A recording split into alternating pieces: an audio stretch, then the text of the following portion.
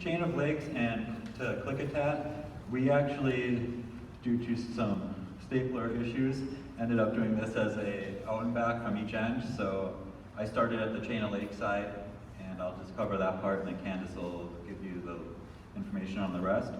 But overall, this section is 17.3 miles with 3,927 feet of ascent and 3,900 feet of descent.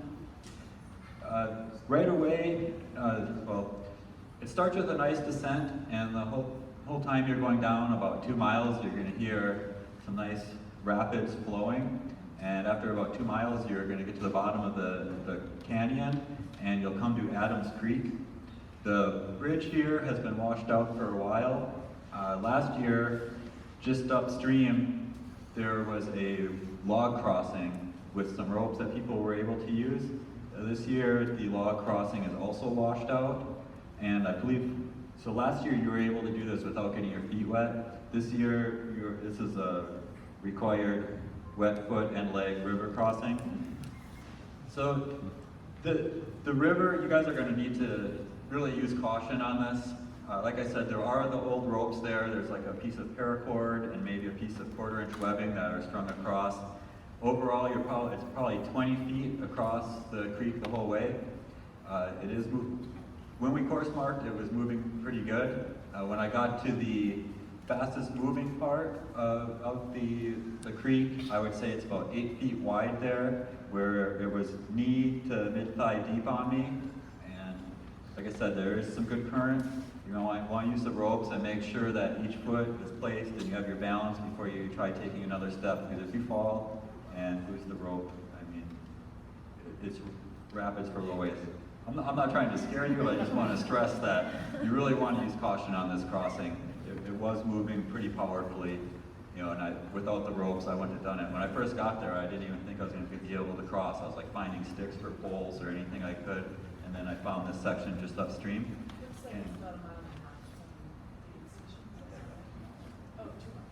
So, and it is marked to bring you right to the ropes. And so again, you'll just make your way down, grab on, just be careful on your way across. And then from there are going to be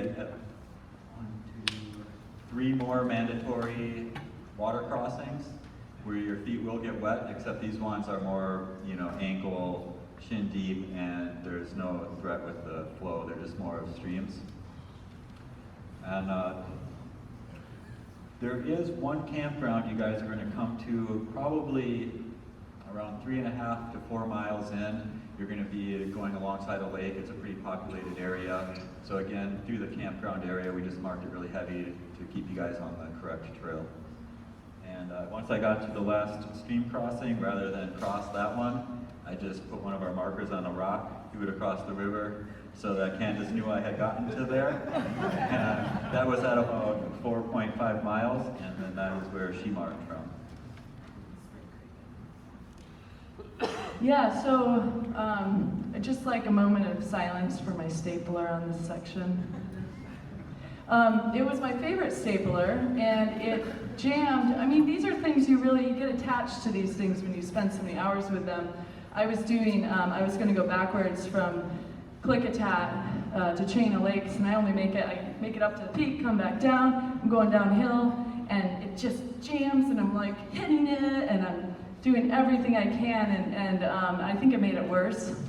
And so I'm 4.5 miles out, that's it, and I'm like, what am I gonna do? I can't mark the 17 miles. So I go down to the road at mile 6 and then back up to my car, and then we had to do a 20-mile day the next day. So it was pretty crazy, but back to the course.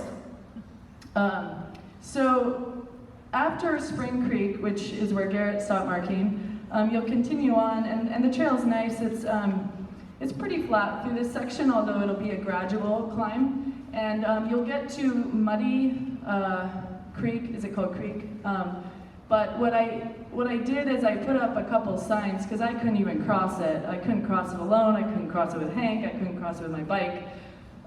It was so deep and strong. So luckily there were some really overgrown trails that brought you out to the road in that section, and so I actually marked it so that you'll come back to the road, go not even a quarter mile on the road, you'll cross the bridge over the Muddy Fork or Muddy River, and you'll come right back on the trail, and don't even, you know, it's marked so well, it'll be clear. There's even a sign as you're getting close to the arrow off the main trail that says that the river's impassable, that you'll be taking a right coming up, just so that you don't suddenly, you know, just pass that sign. But it seemed too dangerous to try to get you guys to go across if I couldn't do it with less miles on my legs.